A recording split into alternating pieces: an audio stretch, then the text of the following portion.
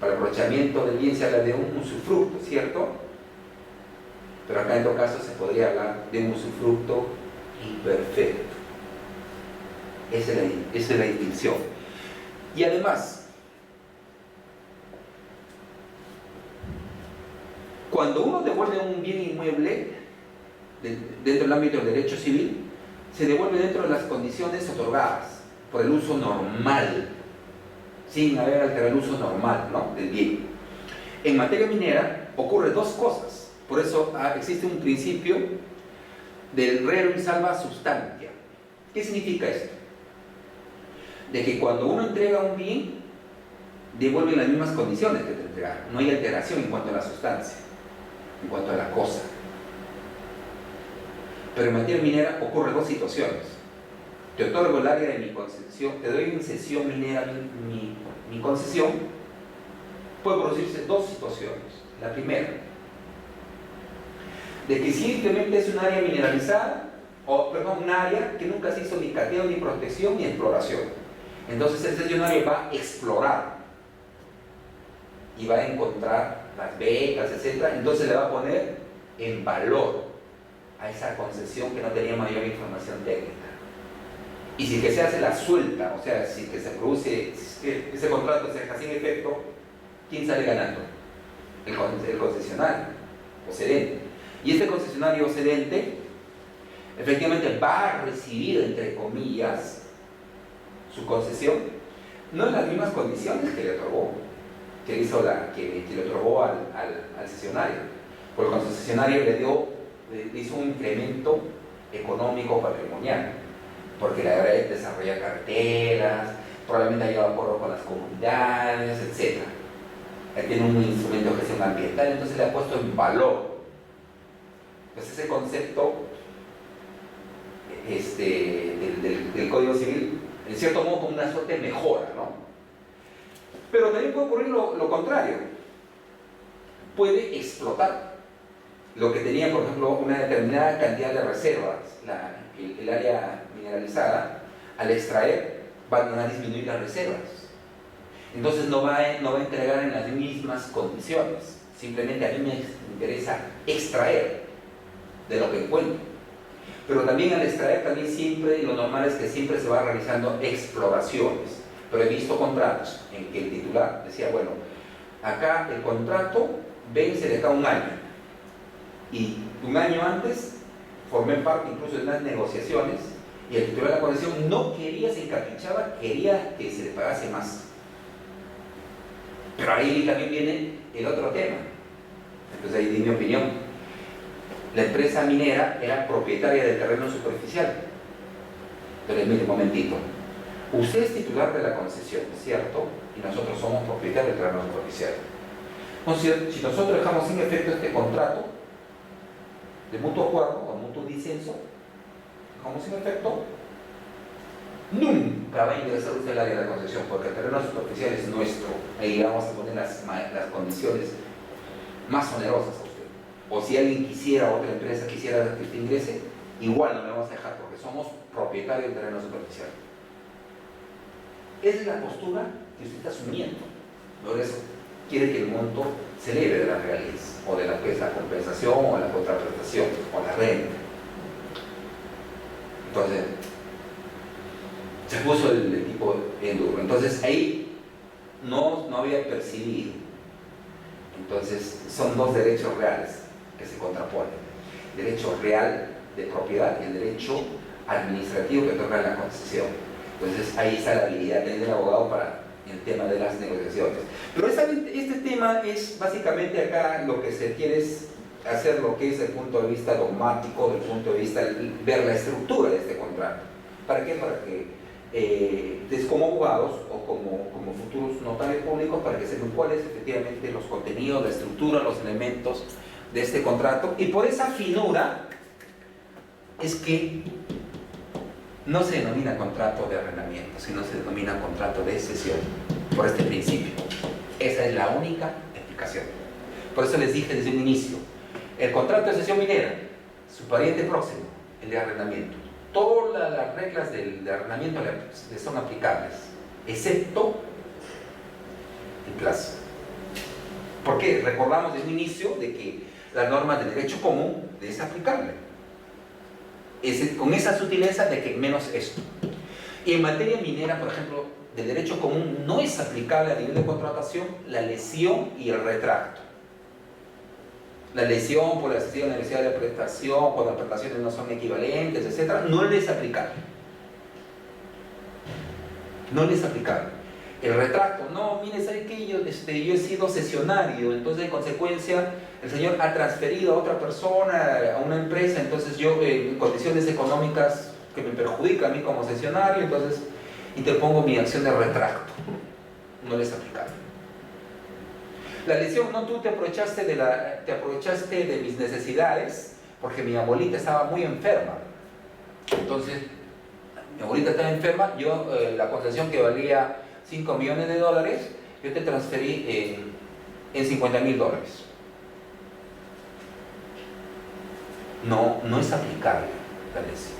¿Por qué? Porque la actividad minera es una actividad aleatoria. O al revés también puede ocurrir. Que diga, te transfiero mi concesión a $50.000.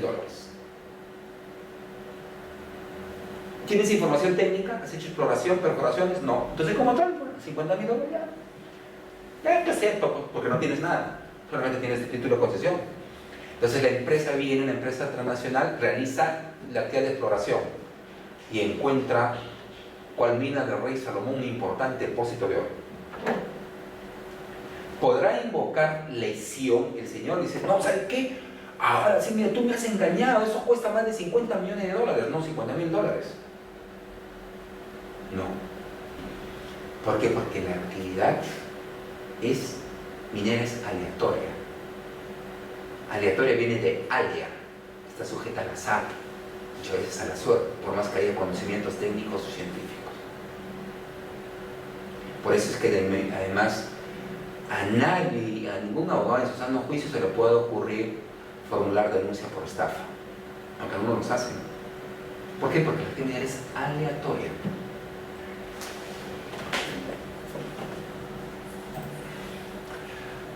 A ver, clases de cesión.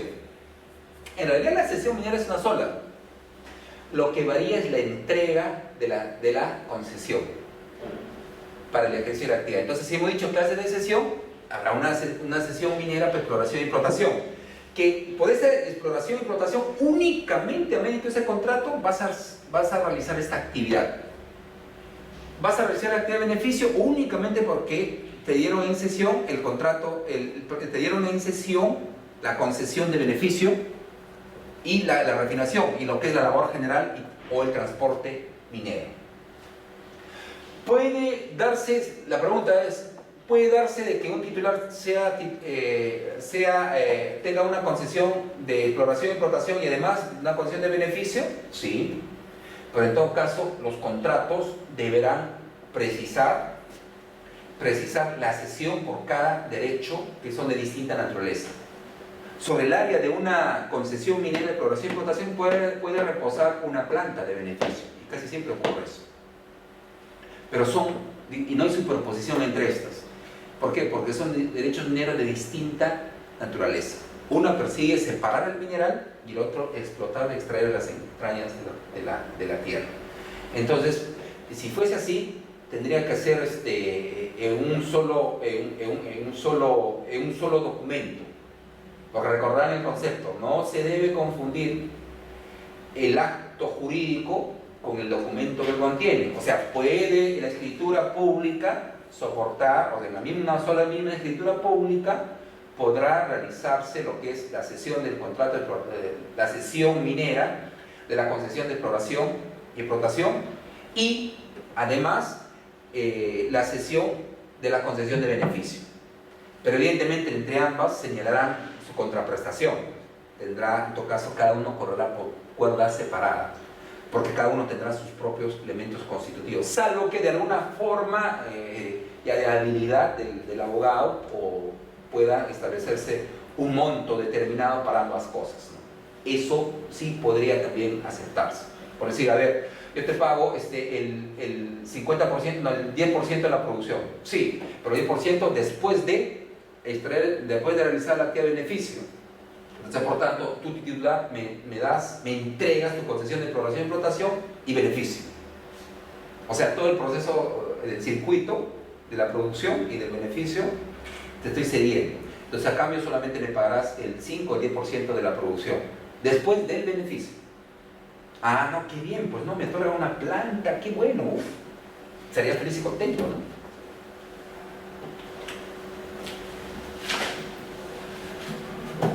Acá vamos a ver un poquito las características. Se trata de un contrato típico porque tiene desarrollo en la norma minera, es principal porque tiene autonomía en su existencia y no está sujeto a otro contrato. Es bilateral o sinalagmático porque las prestaciones existen en el tiempo entre el cedente y el cesionario. El cedente, efectivamente, o concesionario, en la medida que él va a seguir permitiendo que sigan explotando, realizando la actividad en el área de su concesión, y el cesionario, su obligación fundamental es el cumplimiento de las normas ambientales, las normas mineras, y con respecto al Estado, pero en función a lo que es al titular de la concesión, el pago de la regalía contractual, la renta o plusvalía, o la contraprestación, o lo que mal llamadamente la ley nos indica que es el pago de la compensación. Es oneroso, es consensual, efectivamente, pero fíjense, si bien es un contrato ad probationem, este contrato no es ad solemnitatem, o sea, la forma no es consustancial. Pero el tema es que desde el punto de vista registral, el título como tal es una escritura pública. O sea, la ley minera, en cierto modo, al decirte que por la inscripción de un derecho, por la inscripción surte efectos respecto a terceros y al Estado mismo, entonces te está obligando a presentar mediante escritura pública. En cuanto a la duración, es de plazo determinado o determinable. Ahora pasamos muy rápidamente a lo que es el contrato de transferencia. Aquí, en la ley minera no hay definición de contrato de transferencia. Acá, la ley minera en el artículo 164 dice: en los contratos en los que se transfiere la totalidad o alícuotas de concesiones, o sea, yo tengo una concesión de 100 hectáreas. De contrato, y que ahí, o sea, no hay compensación, no hay una división ni partición. Entonces se dan lo que es las alícuotas, las cuotas ideales, ¿ya? En los contratos en lo que transfiere a la totalidad, o sea, cuando hay un contrato de transferencia, puede haber la transferencia total del 100% de las acciones y derechos de la concesión, pero puede ser también el 30% de las acciones y derechos de la concesión, o sea, las partes alícuotas o las cuotas ideales, ¿cierto? No hay rescisión por causa de lesión tampoco.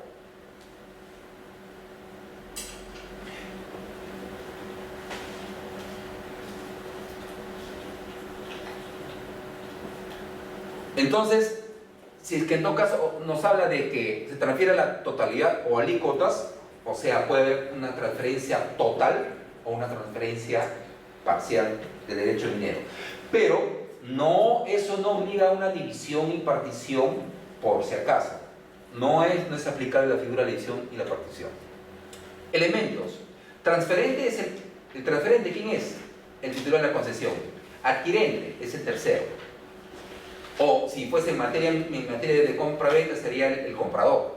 Transferente sería el vendedor. Objeto. La traslación de la titularidad del derecho minero. Ahí sí hay una traslación de la titularidad. O sea, es un acto de disposición del titular de la concesión. Y el precio. Fíjense, estos son los mismos elementos ¿de qué? Del contrato de compra-venta. Transferente, vendedor. Adquirente, comprador. Objeto o cosa. Y precio. Si yo le quito el precio, ¿frente a qué acto jurídico estaré? Una donación. Claro, es un acto de liberalidad. Le es aplicable también.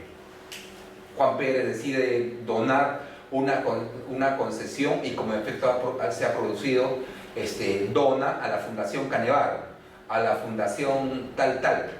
Antes el registro decía, no, momentito, la fundación persigue fines no lucrativos, la actividad minera persigue fines lucrativos.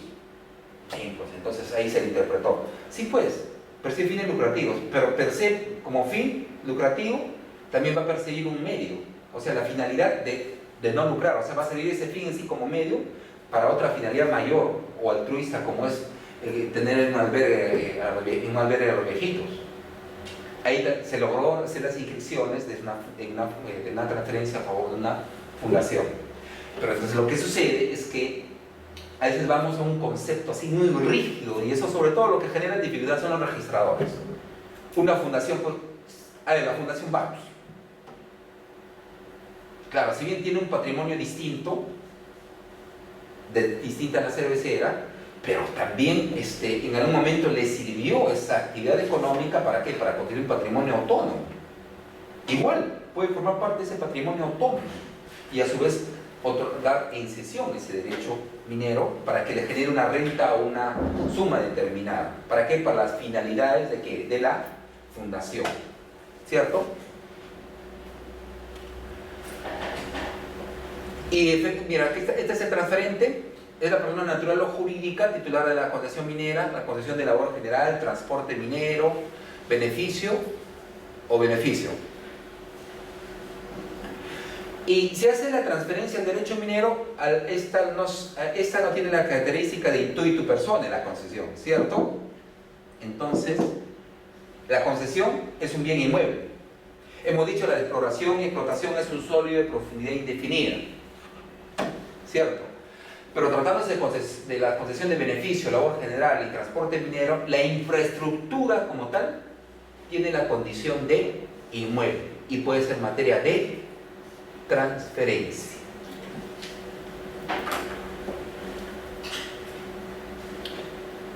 Acá el adquirente es cualquier persona natural o jurídica, nacional o extranjera, que mediante acto relaticio del dominio útil o derivado adquiere el derecho minero del titular de la concesión minera o excepcionalmente del petitorio minero. Fíjense, acá estoy hablando de un petitorio minero, de una solicitud de concesión de exploración y explotación.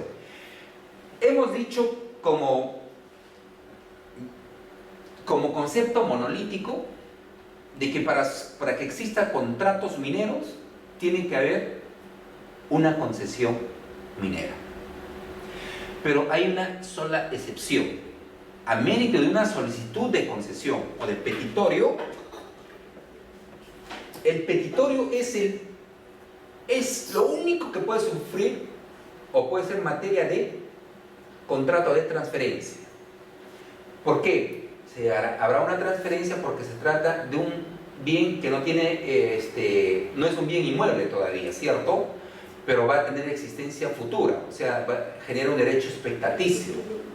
Entonces, ese contrato de transferencia del petitorio va a surtir todos sus efectos a condición de que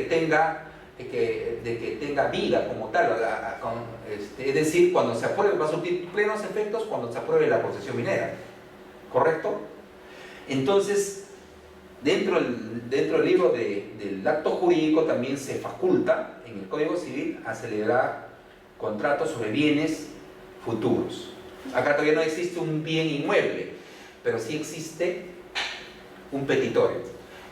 Ya que hemos estado hablando, y me adelanto, ya que hemos estado hablando, y voy a repetir en todo caso, ya que he estado hablando de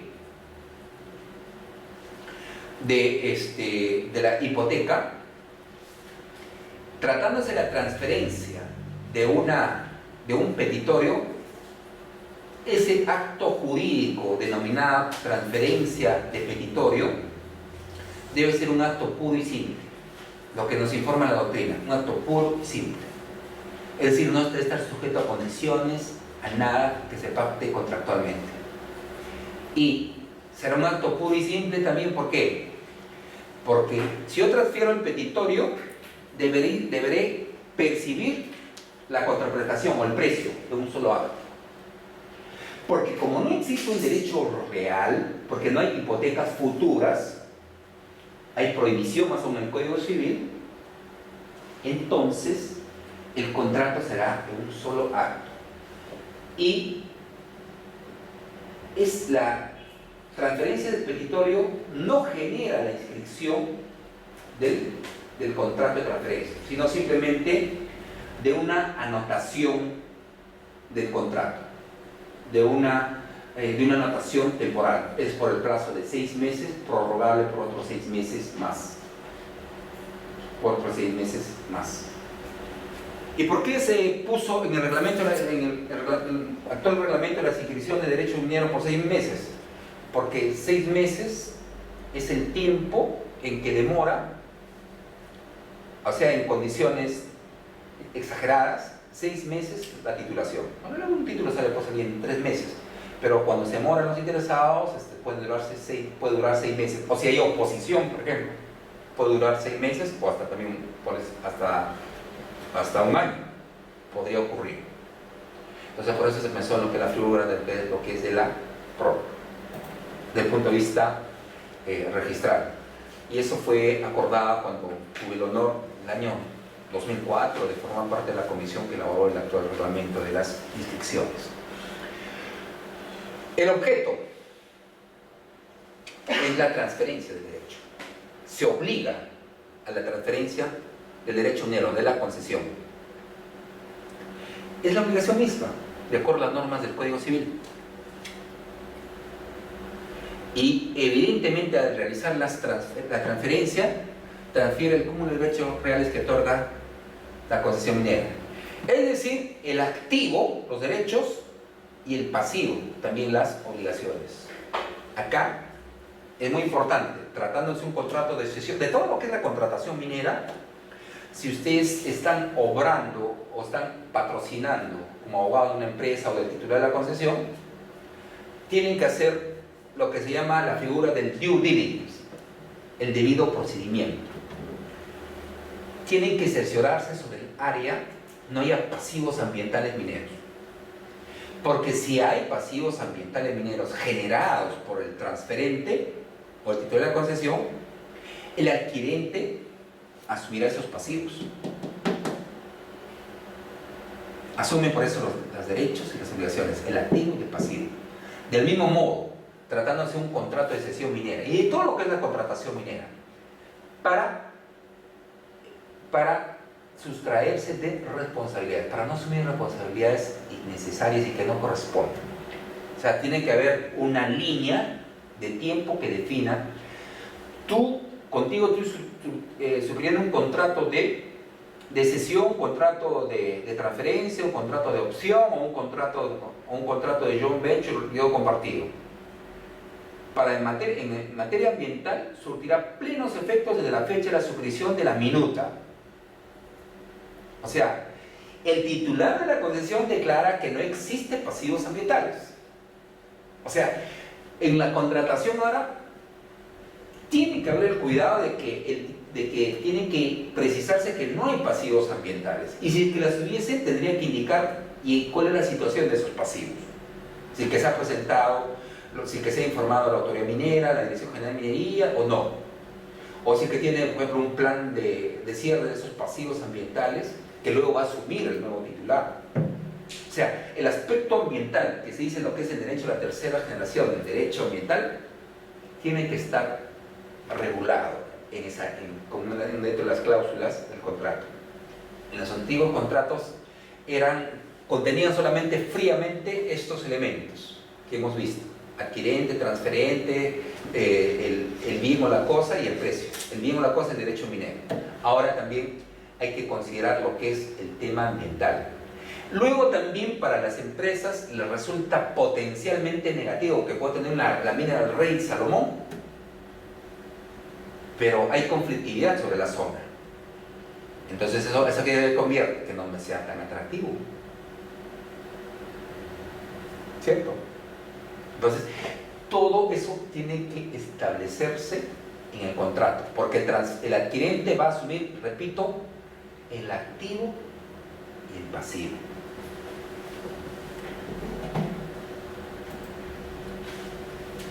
El precio es el quantum, el monto a pagar.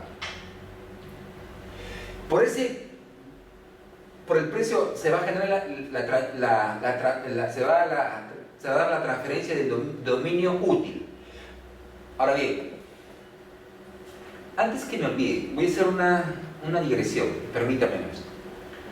¿Por qué se denomina transferencia? Y creo que no sé, de repente voy a adelantarme en la naturaleza jurídica.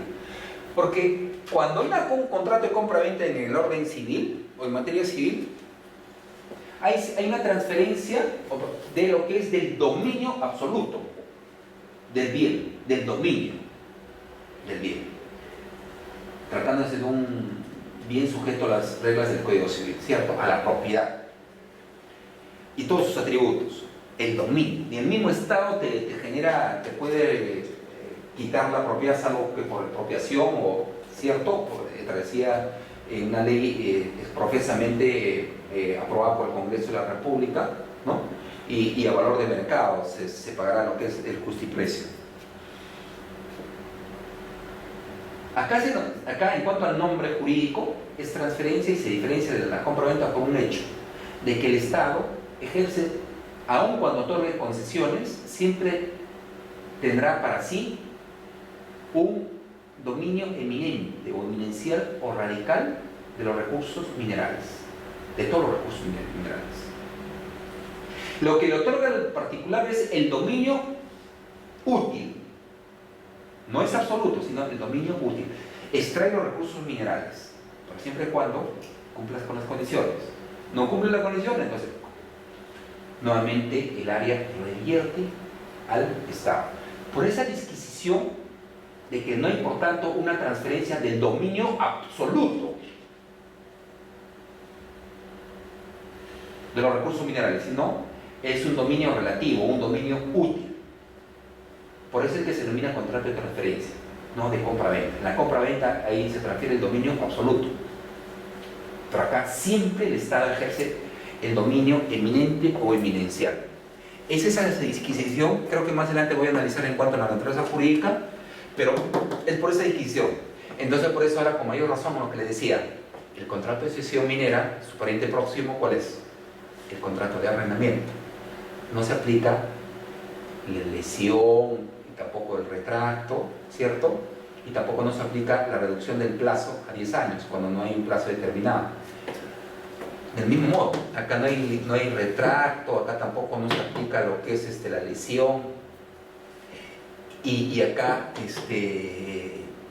en esta figura no hay una transferencia del dominio absoluto, sino del dominio útil. Es por esa sutileza. Entonces, en consiguiente, su variante próximo, ¿cuál es? El contrato de compra-venta. Fíjense ya, esa balota ya la van a resolver. Facilito. Facilito. El monto a pagar está sujeto a la libertad de contratación. Lo que sí debo de informarles que la concesión, dependiendo de qué concesión, pues, si es una sola concesión de exploración y explotación y no has hecho actividades de exploración, no tienes información geológica, como papel no sirve nada. Tal vez un monto determinado, porque yo he visto hasta transferencias de petitorios hasta por $1, $2. Hay libertad de contratación. Pero sí, en el orden tributario hay que tener cuidado, pues, ¿no? Porque de acuerdo a la SUNAT, las normas establecen de que quiénes son, qué es actividad, ¿cómo le denominan? No es continuidad, hay una habitualidad. Si es que tienes una persona pues, que realiza constantemente o habitualmente realiza transferencias, efectivamente por esa habitualidad va a tener que pagar el impuesto respectivo, el IGB realmente. Ojo, acá no se paga la alcabala de enajenaciones, no se paga, hay exoneración, porque la alcabala de enajenaciones te refería a la propiedad. Sí. Entonces el monto o el precio está sujeto a la libertad de contratación. Pero si yo tengo un área mineralizada, y es propiamente un yacimiento, es una mina, el concepto de mina dice relación con la actividad en movimiento, en extracción. El concepto de yacimiento es donde hay reservas, pero todavía no se explota. Y el concepto de depósito es estático, no hay intervención humana. Son esas categorías que hay que manejarlas. Entonces, será distinto también, pues, o sea, depende de las habilidades, cómo se maneja. A ver, si yo tengo mi concesión minera, voy a poner como ejemplo en el distrito de Comas, no acá en Lima, sino en la provincia de Concepción, departamento de Huancayo, el departamento de Junín.